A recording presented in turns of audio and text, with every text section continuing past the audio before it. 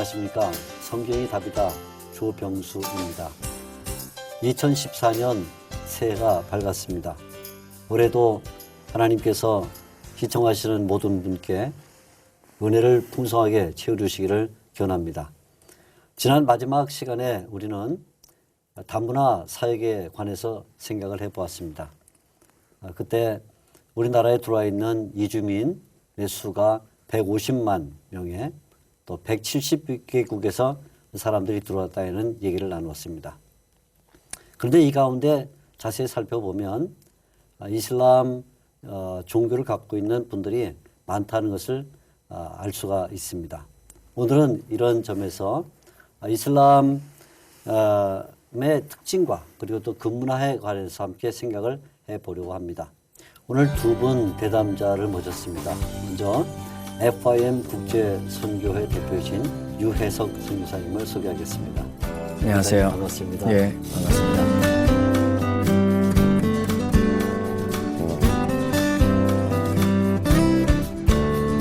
아시아 연합 신학대학교 아랍선교학 교수이신 소윤정 교수님 모십니다. 네, 안녕하세요.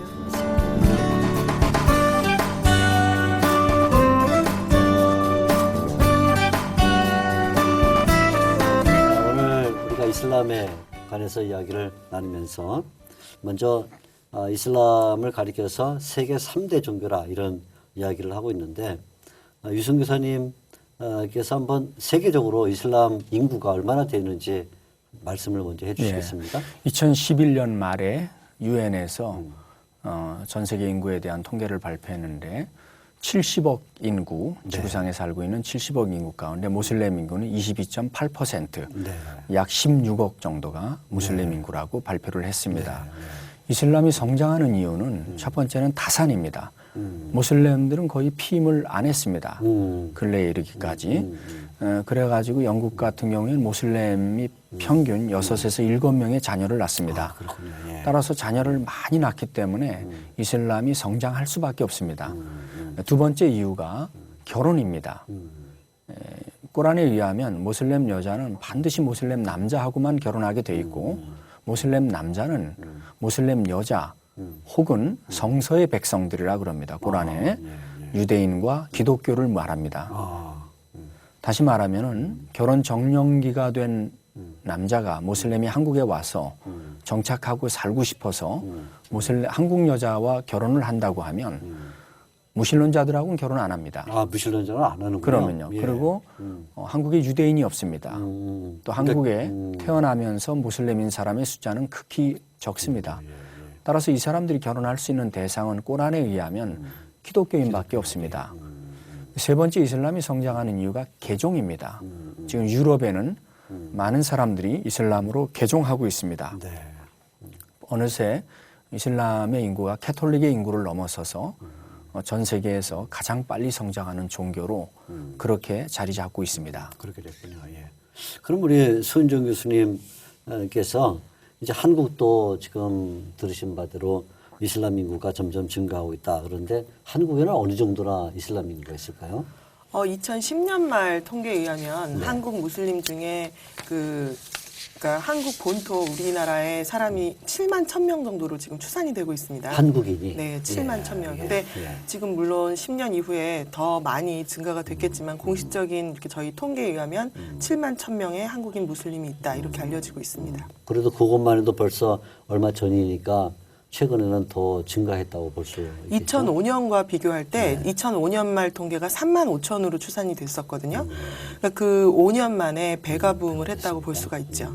예, 그렇군요. 그러니까 5년 뭐 이게 산술적으로 잘 쉽게 계산이 안 되겠지만 아무튼 1년에 뭐 늘어난 숫자가 엄청 많다고 이렇게 봐야겠군요. 예.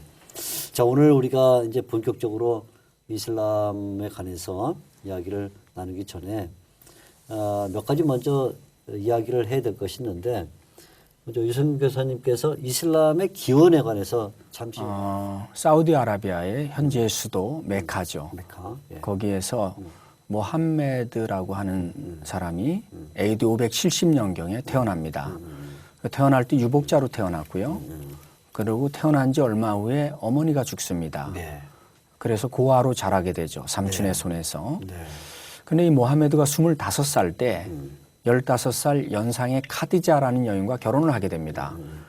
그동안 가난했고 힘들게 살다가 이 카디자는 부자였습니다. 네. 상업을 통해 갖고 네. 아주 유복한 여자였는데 카디자와 결혼함에 따라 경제적인 풍요로움을 경험하게 됩니다. 아, 예. 근데 그 무렵에 카디자와의 사이에 6명의 자녀를 낳는데 그 가운데 아들들만 2명이 죽습니다. 아. 첫째 아들이 압둘이고 둘째 아들이 까심인데 네. 이 아들들이 죽으면서 모하메드의 마음속에 궁금증이 생겼습니다. 인생이란 어디에서 왔다가 어디로 가는 것일까?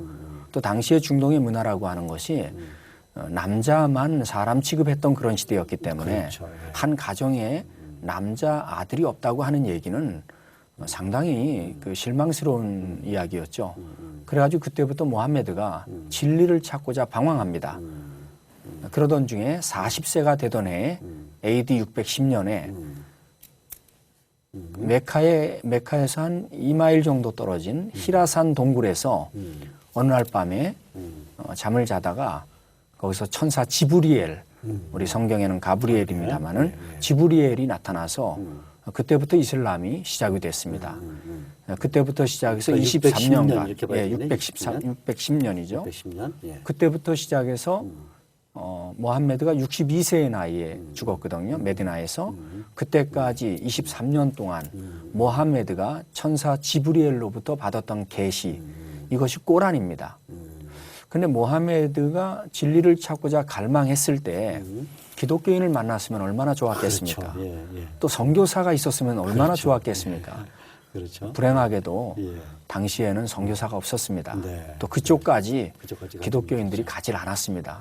근데 문제가 뭐냐 하면 모함메드가 만났던 사람들은 기독교 이단이었습니다. 그렇죠. 예를 들어서 정통 그렇죠. 기독교로부터 예. 추방을 당했던 그렇죠. 네스토리우스 쪽이 아마 좀 맞습니다. 네스토리안이라든가 네. 도세티움이라든가 도세티움, 예. 마리아나이트라든가 그렇죠. 예, 예. 이런 이단들의 영향을 받게 됩니다.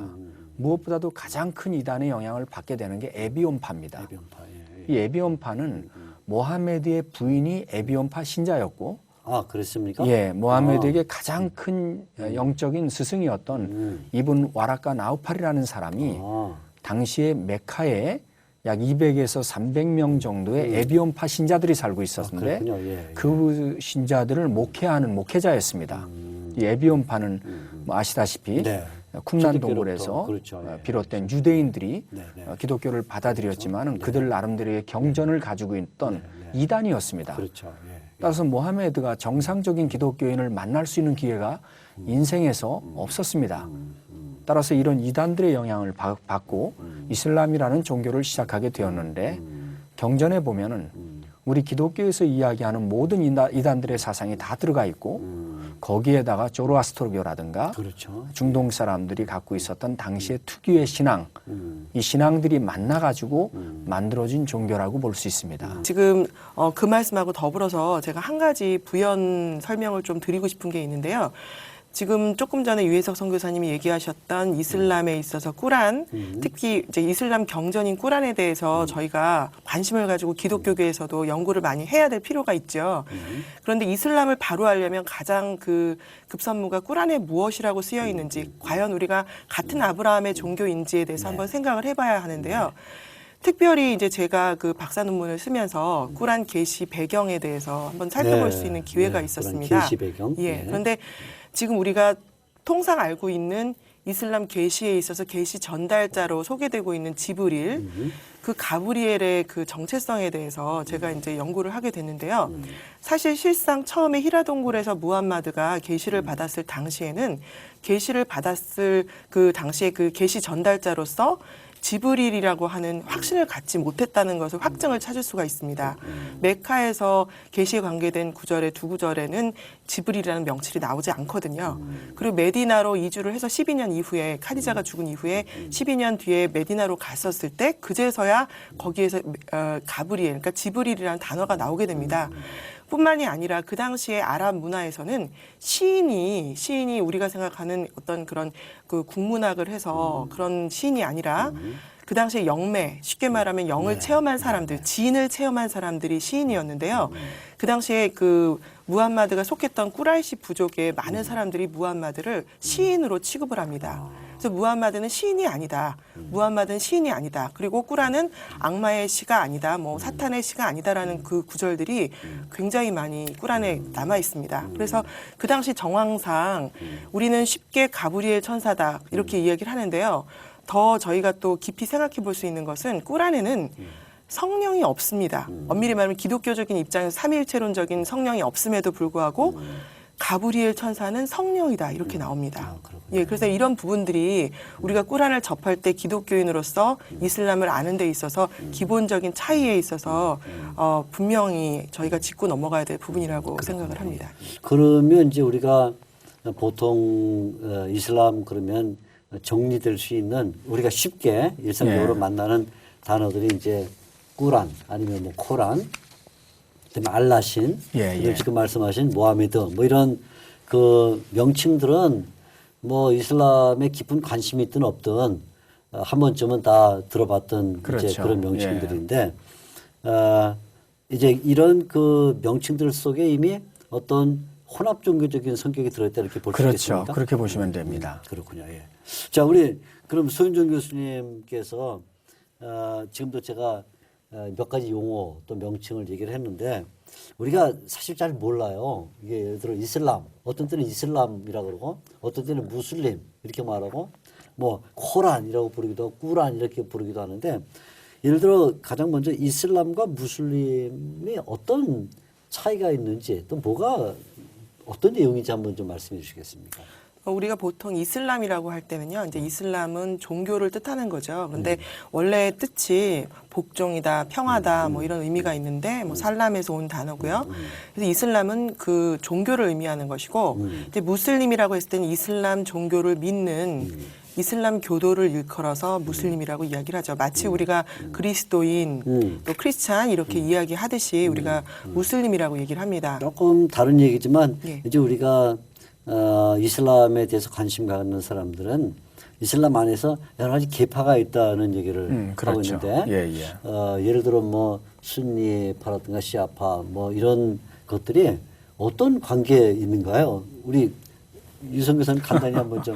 네. 이슬람에는 종파가 순니와 시아와 그다음에 수피즘이라고 있다고 알고 있지만은 실제로 이슬람에는 약 200개의 종파가 있습니다. 그렇게 많습니까? 그러면요. 그 200개의 종파가 있습니다. 예를 들면은 지금 시리아의 사태를 보는데 우리가 시리아 사태를 보면서 저기 민주화 운동한다, 반미, 제국주의한다, 뭐 반정부 시위한다고 보지만 내면으로 들어가 보면 그런 내용이 아닙니다. 시리아의 정권을 장악하고 있는 아사드 대통령이라든가 그 가문은 알라위파입니다. 시아파의 한 종파지요. 알라위파, 다시 말해서 시아파에 대한 수니파들의 반격입니다. 아, 그렇군요. 예, 이건 엄격한 의미에서 종파 싸움입니다. 종파 싸움이죠. 예. 수니파들이 오랫동안 정권을 잡고 있는 이 알라위파에 대하여 선전포고를 하는 것이고 이 수니파의 지하드 전사들이 들어가서 시아파를 무너뜨리고 또 이란이라든가 헤즈볼라가 또 시아파를 도우면서 알라위 정권을 도우면서 일어난 종파 전쟁입니다. 따라서 이슬람은 크게 보면은 수니파와 시아파, 그 다음에 수피즘이 있습니다. 이 수피즘이 전체적으로 한 80% 차지하고 있고요. 물론 종파적으로 보면 수니파하고 시아파가 가장 큽니다. 수니파가 뭐 90%, 시아파가 10% 이렇게 보면 되는데 수피즘이라고 하는 그 사상이 수니파하고 시아파 안에 들어가 있는데 전체적으로 약 80% 정도가 들어가 있다고 볼 수 있습니다.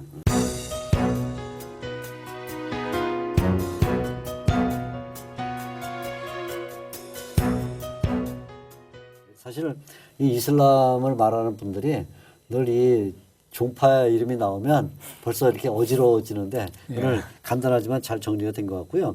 또 이슬람 교리에 보면 이제 육신 오행 뭐 이런 얘기를 쓰는데 그건 또 어떤 건가요? 이슬람에서 믿는 것과 행하는 것입니다. 이슬람은 행위에 근거한 종교입니다. 그럼에도 불구하고 믿어야 될 것과 행해야 될 것이 율법적으로 정리가 되어 있습니다. 먼저는 오주 5개의 기둥이라고 할 수 있는 행위에 대해서 먼저 말씀드리면 첫째가 샤하다, 신앙 고백. 예, 신앙 고백. 신앙 고백입니다. 이 신앙의 고백은 레 일레 일랄라 모하메드 라슈랄라 알라는 한 분이고 모하메드가 알라의 선지자다라고 하는 말을 끊임없이 암송을 합니다. 이게 신앙 고백입니다. 둘째가 뭐냐면 기도입니다. 살라트라 그래서 하루에 5번씩 정해진 시간에 사우디아라비아의 수도인 메카의 카바 신전을 향해 기도합니다. 세 번째가 자카트입니다. 이슬람은 헌금이 없습니다. 이게 기독교하고 다른 점인데 그 대신 자카트라고 하는 구제금이 있습니다. 자기 수입의 2.5%, 약 40분의 1조죠. 뭐 큰 돈은 아닙니다. 근데 이거는 반드시 구제금으로 사용해야 됩니다. 예, 모스크에서 내기도 하지만 내놓은 돈은 전부 구제금이고 대부분은 뭐 모스크에 가서 내지는 않고 자기가 스스로 라마단 기간 동안에 밥 못 먹는 사람들 또 나그네를 위해서 대접할 때 그 돈을 사용합니다. 그다음에 세 번째가 금식입니다.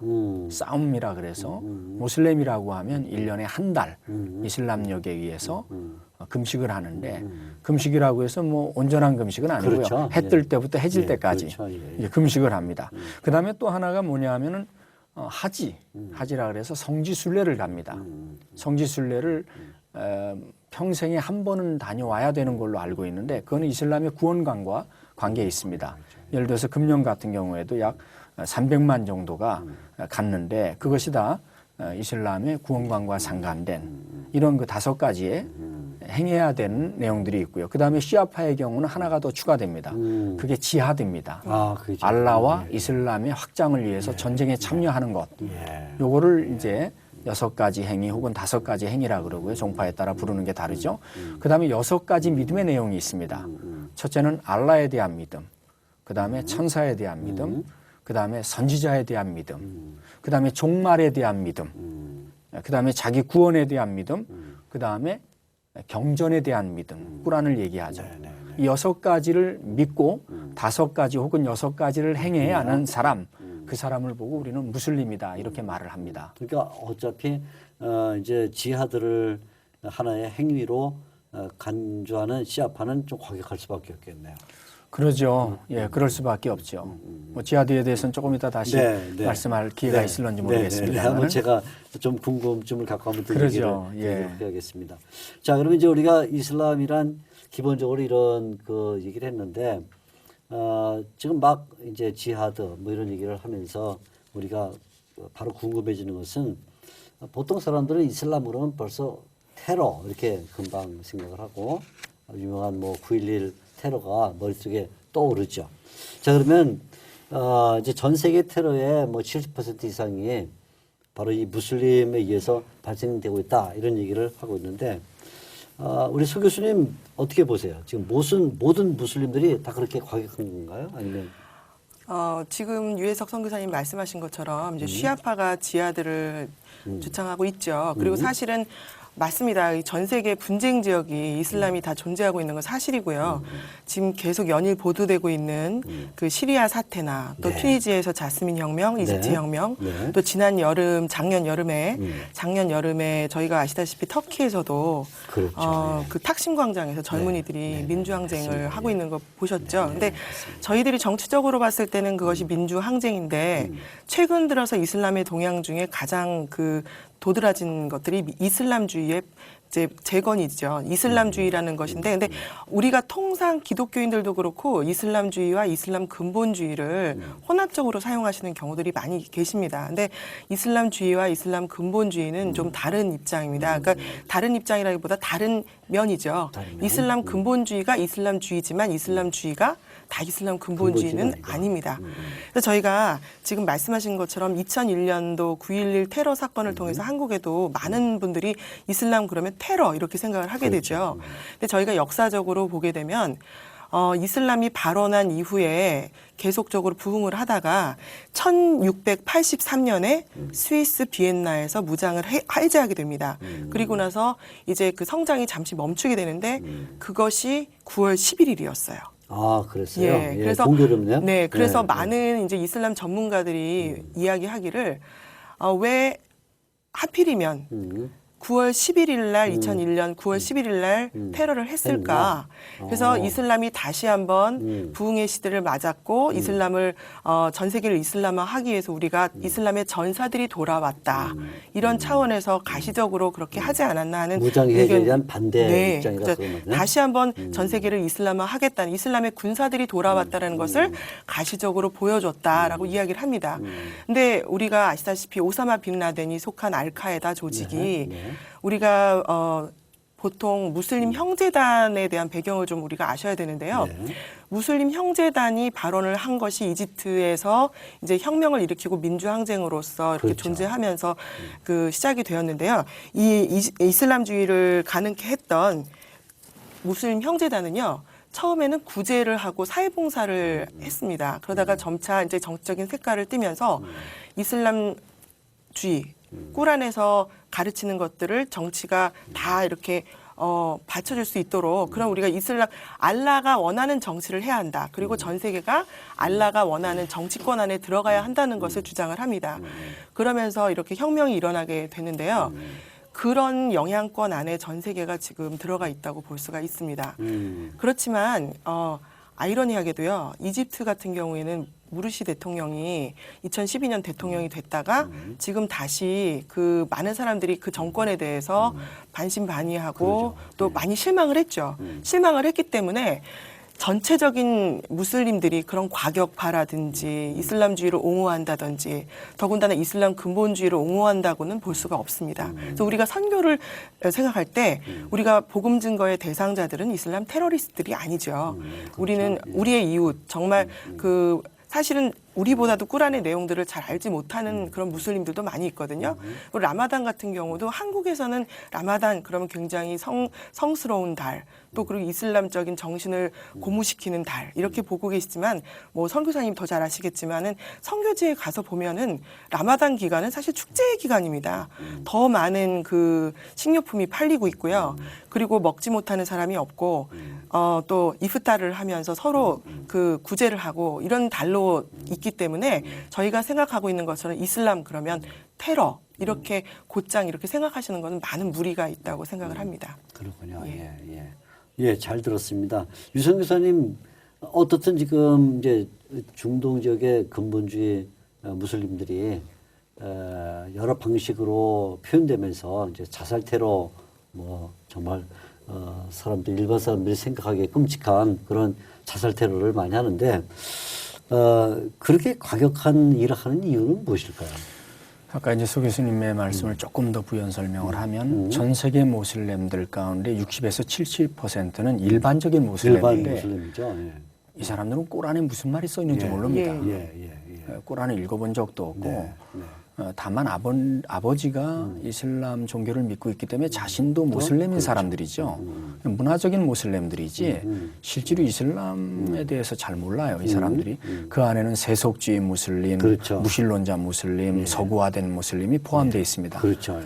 근데 그 가운데 60, 70%가 일반적인 무슬림이지만 한 20%가 종교적인 모슬렘들입니다.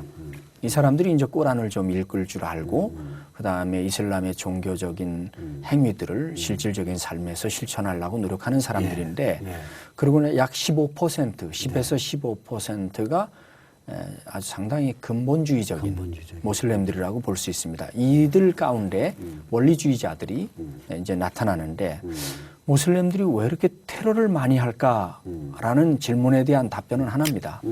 이거는 이슬람의 구원관과 상관이 있습니다. 꾸란에 의하면 모슬렘들이 구원받을 수 있는 방법이 4가지가 있습니다. 첫째는 알라의 일방적인 선택입니다. 숙명론이라 그럽니다. 숙명론. 예. 모슬렘들한테 당신 죽으면 천국 갑니까? 이렇게 말하면 어느 누구도 예스 안 합니다. 전부 이렇게 말합니다. 인샤알라, if God will.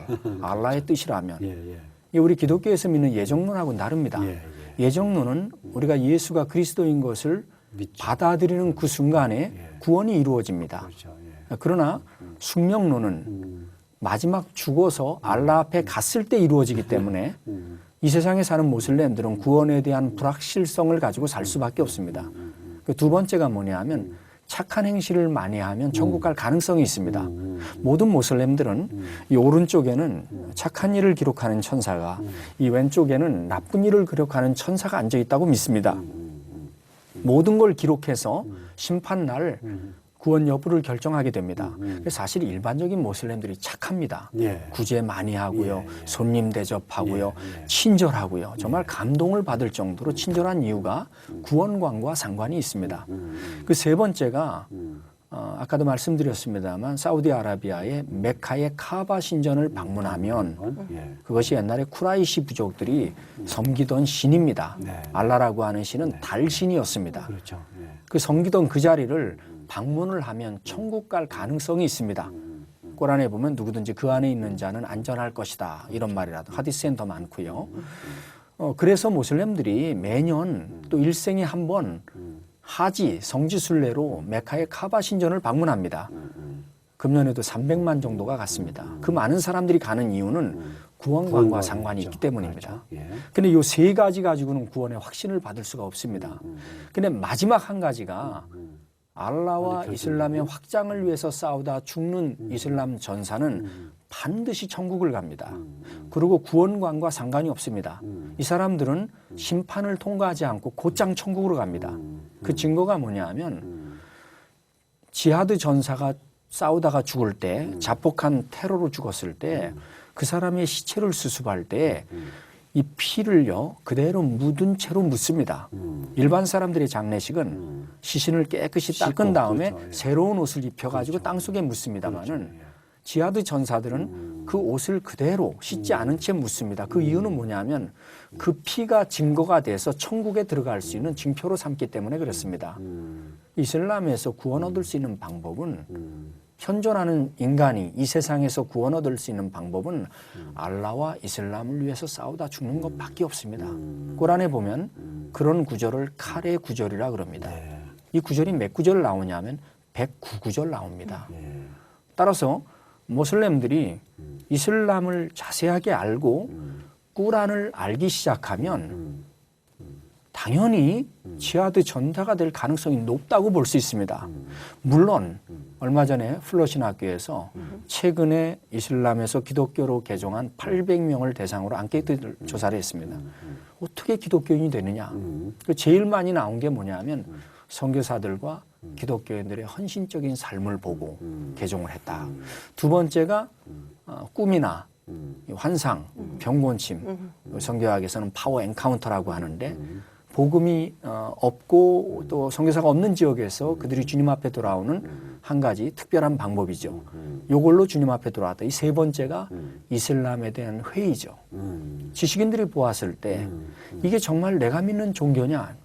대표적인 사람들이 마크 가브리엘이라든가 이슬람 대학에서 가르치던 교수죠. 내가 정말 온전한 종교를 믿고 있는가? 왜 이슬람은 애매한 사람들을 죽이면서 자폭을 해야 되는가? 여기에 대한 회의감, 이것이 기독교로 연결이 되어서 돌아왔다. 이런 통계를 볼 수가 있습니다. 따라서 이슬람의 테러리즘은 이슬람의 구원관과 관계가 있다고 말씀드릴 수 있습니다. 네, 그렇군요. 예. 무서운 교리인 것 같습니다.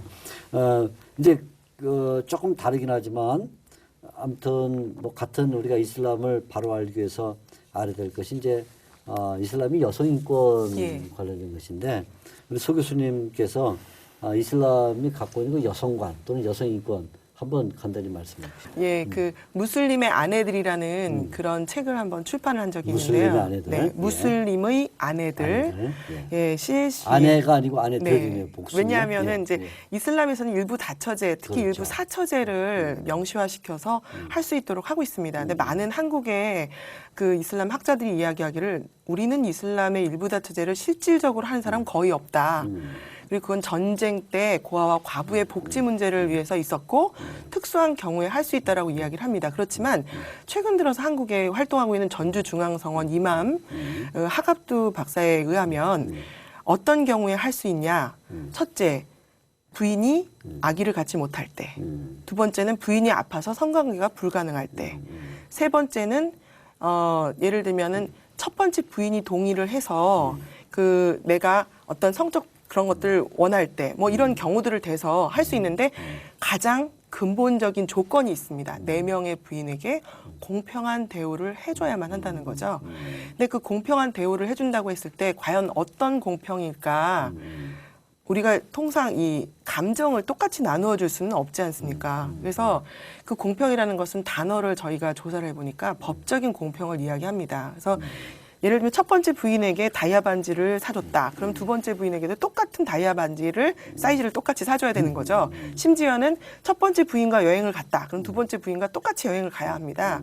이런 조건 하에 일부 사처제를 허락을 하고 있어요. 그리고 사실은 제가 말레이시아에 가서 일반 그 서점에서 쿠알라룸푸르에서 본 책 중에요. From Monogamy to Polygamy. 그러니까 그 일부 일처제에서 사처제로 가는 길 이런 책들이 일반 교양 이런 이슬람 서적으로 꽂혀 있는 걸 봤습니다. 그리고 제가 그 코타키나발루에 갔을 때도요. 제가 갔었던 그 샵에 있는 주인이 실질적으로 일부 다처제의 두 번째 부인과 살고 있었습니다. 이거 더 재밌었던 거는 저와 같이 갔었던 한국인 자매를 보고 우리 남편이 이렇게 부자인데 혹시 세 번째 부인으로 올 생각이 없겠느냐 이런 예. 그래서 저희가 그 자매가 너무 놀라가지고 이렇게 했던 적이 있습니다.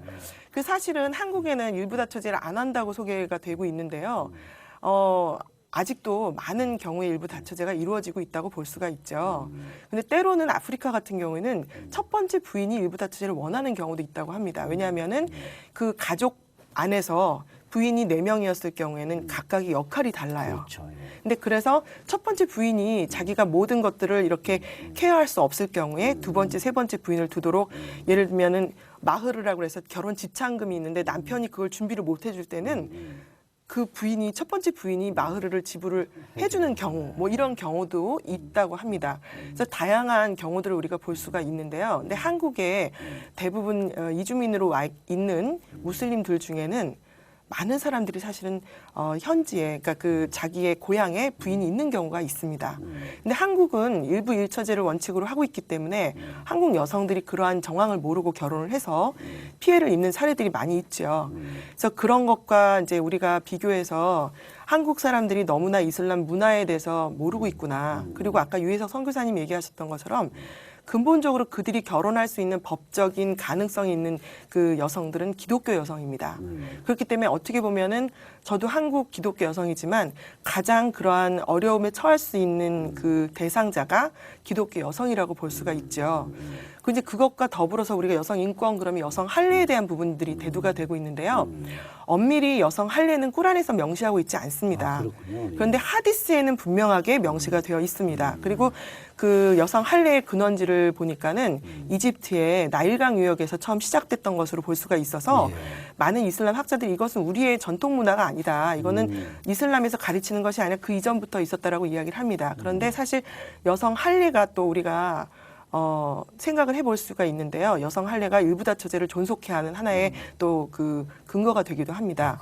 예, 그래서 한국에는 여성 할례 그럼 어떻게 여성을 할례를 할까 그런 그 의문들을 많이 가지고 계시는데요. 제가 그 책을 쓰면서 인터뷰를 했는데 한국에 와 있는 외국인들 중에 어떤 경우가 아프리카에서 왔는데 여성 할례한 경우를 산부인과 의사가 목도한 경우가 있었습니다. 그래서 저희도 이제 사회가 다문화가 되니까 각각의 그 사람들이 한국을 방문을 하게 되고 병원에 오게 되고 이런 경우들이 있죠. 근데 그런 경우들이 목도가 되어지고요. 또 저희가 이제 몇 년 전에 볼 수 있는 게 그 와리스 딜이라는 모델이죠. 모델인데 데저트 플라워라고 사막의 꽃이라는 책도 있고 또 영화도 됐는데 실질적으로 소말리아에서 온 여성이 국제 이제 여성 인권을 위해서 자기가 그 자라왔던 소말리아의 풍습이었던 여성 할례에 대해서 공개적으로 이야기를 하면서 이런 풍습이 없어져야 되겠다라고 한 경우들이 있었습니다.